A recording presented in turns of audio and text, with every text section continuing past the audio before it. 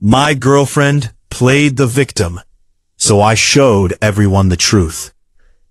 I never thought I'd become the villain in someone else's story, especially not hers. For 3 years, Emily and I looked like the perfect couple from the outside. We posted vacation pictures, celebrated anniversaries, met each other's families, and talked about a future together. If you asked any of our friends who was more likely to ruin the relationship, they probably would have pointed at me. Not because I was a bad guy, because Emily was incredibly good at making people believe whatever she wanted. And by the time I realized that, she had already convinced almost everyone that I was the problem. The worst part? For a while, I believed it too. My name is Ryan, and this is how my girlfriend turned herself into the victim after destroying our relationship. And how I finally exposed the truth. It started during the last year of our relationship.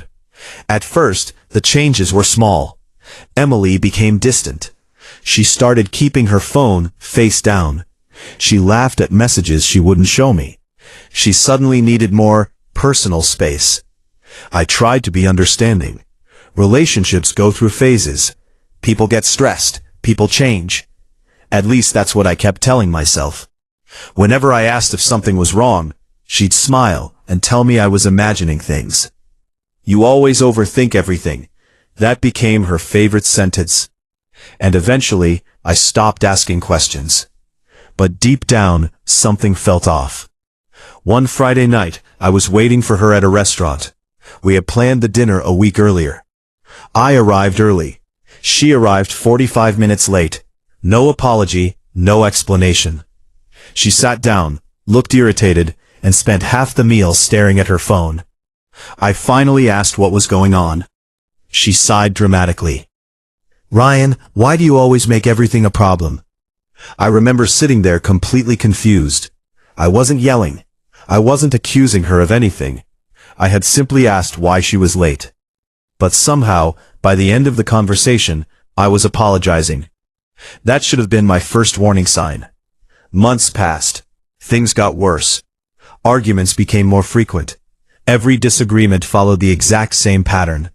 She would do something hurtful. I'd bring it up calmly. Then somehow, I'd end up apologizing. It was like arguing with a magician. Reality would disappear right in front of me. One night, after another fight, I called my best friend Jake. He listened quietly. Then he asked one question. Do you ever notice that you're always the one apologizing? I laughed. Then I stopped laughing. Because he was right. No matter what happened, I always ended up taking responsibility. And once I noticed it, I couldn't stop seeing it. A few weeks later, I discovered something that changed everything. Emily left her laptop open while she was in the shower. I wasn't snooping. I wasn't searching through her messages. I was sitting at the desk when a notification appeared. A message from a guy named Tyler. The preview was enough. Last night was amazing. My stomach dropped. I stared at the screen. Then another message appeared. I can't wait to see you again. I felt sick. When Emily came out of the bathroom, I asked her directly, Who is Tyler? For a second, panic flashed across her face. Then it vanished. Immediately, like a switch had been flipped. Oh my God. She rolled her eyes. Are you seriously going through my messages now? Notice what happened? I asked about Tyler. She changed the subject completely. Suddenly the issue wasn't the messages. The issue was me. Again. But this time, I didn't back down. I repeated the question. Her story changed 3 times in 10 minutes. First, Tyler was a coworker. Then he was a friend. Then he was helping her with a project. Every answer sounded less believable than the last. Finally, she exploded. She started crying. Not because she'd been caught, because tears worked. I can't believe you don't trust me. I've done everything for this relationship. You're emotionally exhausting. And somehow, despite the suspicious messages, I spent the next hour comforting her. Looking back now, that moment makes me angry. Not at her, at myself. Because I ignored every red flag. I wanted the relationship to work so badly that I kept accepting explanations that made no sense. Then the truth finally arrived. Not through detective work, not through spying, through pure luck. A month later, Tyler messaged me, directly. At first I thought it was fake. Then I opened the conversation. My hands started shaking. Tyler had no idea Emily and I were still together. According to him, she'd told him we had broken up months earlier. Not only that, she had been dating him seriously the entire time. He sent screenshots, photos, messages, dates, everything. There was no denying it. Emily hadn't just cheated.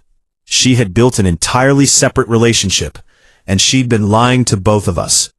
I felt humiliated. 3 years together, and apparently I was the only person who didn't know what was happening. I confronted her that same night. For the first time, she couldn't manipulate the situation. The evidence was overwhelming. The lies were exposed. I expected anger. I expected excuses. Instead, she packed her things and left. Just like that. No apology, no accountability, nothing. And honestly, that should have been the end of the story. But it wasn't, because Emily wasn't finished. A week after our breakup, strange things started happening. Mutual friends stopped replying. People acted cold toward me. Some blocked me completely. I couldn't understand why. Then Jake called me. "Dude, have you seen what she's posting?" I hadn't. Emily had blocked me everywhere. Jake sent screenshots, and my jaw hit the floor. Emily was telling everyone that I had emotionally abused her, that I was controlling, manipulative, obsessive. According to her version of events, she was the brave survivor who finally escaped a toxic relationship. The cheating? Gone. The lies? Gone. Tyler? Gone. She had rewritten the entire story, and people believed her. Because victims get sympathy. Because dramatic stories spread fast. Because most people only hear one side. Overnight, I became the villain. The worst part was watching people I'd known for years believe her without asking me a single question. Some friends disappeared instantly. Others posted supportive comments under her videos. They praised her courage. They admired her strength. I sat there staring at my phone, feeling completely powerless. I wanted to defend myself. I wanted to tell everyone the truth. But every time I started typing, I stopped, because I knew how it would look. An ex-boyfriend arguing online never wins, no matter what. So I stayed quiet, for nearly 2 months. And during those 2 months, Emily got bolder. The stories became more extreme. The accusations became more dramatic. Each version made me look worse, and each version got more attention. Eventually, something happened that changed my approach. One of our mutual friends reached out privately. Her name was Sarah. She had always been close to Emily. If anyone would have supported her, it would have been Sarah. Instead, she sent me a message. "Something doesn't add up." That sentence gave me hope. We talked for nearly 2 hours. During the conversation, Sarah revealed something important. Emily wasn't telling the same story to everyone. Everyone. Different people were hearing different versions. The details kept changing, and people were starting to notice. For the first time, cracks were appearing. That's when I realized something. I didn't need revenge. I didn't need to attack Emily. I didn't need to destroy her reputation. I only needed the truth. And unlike her stories, the truth never changes. So I started organizing everything. Every screenshot, every message, every date, every conversation. I created a timeline, not for social media, not for public exposure, for facts. The more I organized everything, the clearer the picture became. Emily's lies contradicted each other constantly. Meanwhile, the evidence told one consistent story. Then fate handed me one final opportunity. A mutual friend was getting married. Almost everyone from our old friend group would be there, including Emily, and including people who had believed her accusations. I considered skipping it. Honestly, I wanted nothing to do with the drama. But then I realized something. I've spent months hiding, while someone else controlled the narrative. Maybe it was time to stop hiding. So I went. The atmosphere was awkward immediately. Conversations stopped when I approached. People avoided eye contact. I could feel the judgment. Emily arrived about an hour later. The moment she walked in, she became the center of attention. Just like always, I watched from across the room, and for a while I considered leaving. Then something unexpected happened. Emily started telling her story again. Only this time, several people had already heard different versions. Questions started appearing. Simple questions. Questions she couldn't answer consistently. The more she talked, the worse it got. The timeline didn't make sense. The details didn't match. People noticed. I didn't have to say a word. Eventually someone asked me directly, "Ryan, what actually happened?" The room became silent. Everyone waited. This was the moment. The moment I'd imagined for months. I could have attacked her. I could have humiliated her.